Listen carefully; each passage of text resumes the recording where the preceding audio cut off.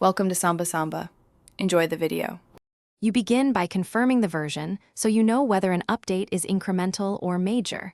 Open Help and Read About. Once done, export or copy your project folders and settings to a backup location to avoid data loss during installation.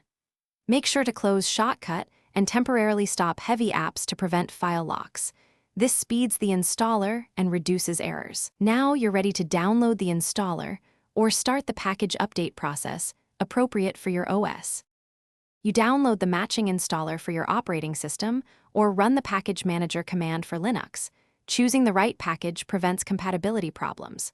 Once downloaded, run the installer with administrative privileges or invoke sudo so files can be replaced. During installation, choose between overriding the existing install or a clean install. Keep preferences if you want existing settings preserved.